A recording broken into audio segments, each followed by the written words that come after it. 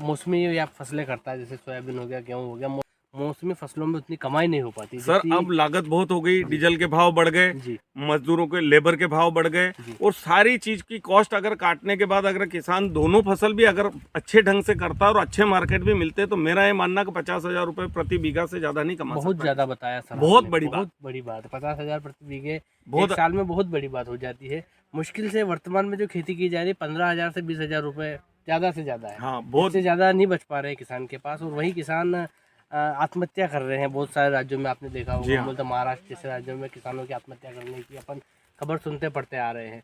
तो क्या ऐसा किया जाए खेती में कि किसान को आत्महत्या ना करनी पड़े, उसके लिए कुछ बताइए आप। सर मेरा इतना अनुभव तो नहीं है, पर जो मुझे तजुर्बा है इतने समय का जो किसानी कर रहा हूँ उस समय, ये मान के चलो आपके शुरुआत में किसान को अपने खेती को 2 या 3 भागों में बांटना पड़ेगा। एक सेगमेंट में उसको वेजिटेबल जो पर डे उसको आय दे, जी एक सेगमेंट में उसको हॉर्टिकल्चर करना पड़ेगा जो लंबे समय में आपकी आय को एकदम ग्रो करे, जी और एक जो आप नॉर्मल खेती कर रहे हैं, जो ट्रेडिशनल खेती कर रहे हैं, जी उसमें नए नए वेराइटी जो आ रही है, जो ज़्यादा उपज दे रही है, कम समय ले रही है, उन वेराइटियों की तरफ अपना ध्यान अग्रसर करना पड़ेगा। तब जाके सभी तरह से किसान का बैलेंस बनेगा। मूलतः किसान को खेती पार्ट में करनी होगी। पार्ट में करनी पड़ेगी। पारंपरिक खेती से किसान अब जिंदा नहीं रह सकता, ये कंडीशन है। उसको हर जगह से अलग अलग इनकम के लिए खेती हाँ, करना इनकम चाहिए। के सोर्स बढ़ाने पड़ेंगे। जी जो बिल्कुल सर किसानों के कई बार ऐसा होता है कि 6 महीने से 6 महीने की क्रॉप का पैसा आ रहा है, 6 महीने में पैसा आ रहा है। किसान को अपनी आय को रेगुलर करना पड़ेगा। उसके लिए पशुपालन भी जरूरी है कि आप खेती कर रहे हो, उसमें घास भी हो रही है, वहाँ से खरपतवार भी निकल रहा है, आपके पशुओं का पालन पोषण कर सकते हो आप। आपके गेहूं लगा रहा है तो उसका सूखला भी निकल रहा है, उससे भी पालन पोषण।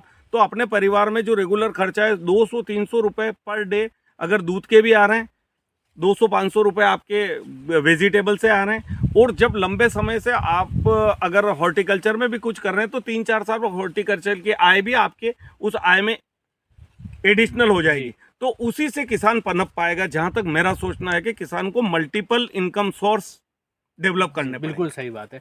और छोटे किसान जो है जिनके पास 1 एकड़ से कम जमीन है, या फिर लगभग 1 एकड़ से थोड़ी ज्यादा जमीन हो जाती है, उन किसानों को कौन से प्रकार की खेती करनी चाहिए, जो आपका अनुभव है वो बताइए। सर, छोटे किसान को सबसे बढ़िया ये करना चाहिए, एक ट्रेडिशनल खेती को छोड़ के पूरी तरह से वेजिटेबल पे आना चाहिए। जी वेजिटेबल की खेती ही किसान को, छोटे किसान को, क्योंकि वो लागत कुछ भी नहीं लगेगी उसके। शुरू में सीड की जरूरत पड़ेगी, खाद की जरूरत पड़ेगी, स्प्रे की जरूरत पड़ेगी, पर जो लेबर कॉस्ट रहेगी, अगर घर घर के मेंटेन करते हैं तो उसमें लेबर कॉस्ट ना के बराबर रहेगी।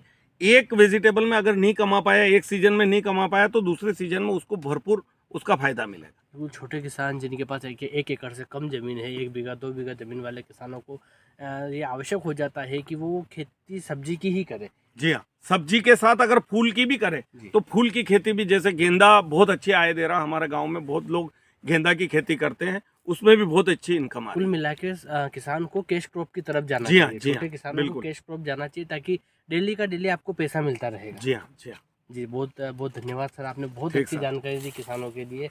और हम आशा करते हैं कि किसान आपके इस वीडियो से प्रेरित हो और अपने जनजीवन में सुधार लाएंगे। ठीक सर, बहुत बहुत धन्यवाद।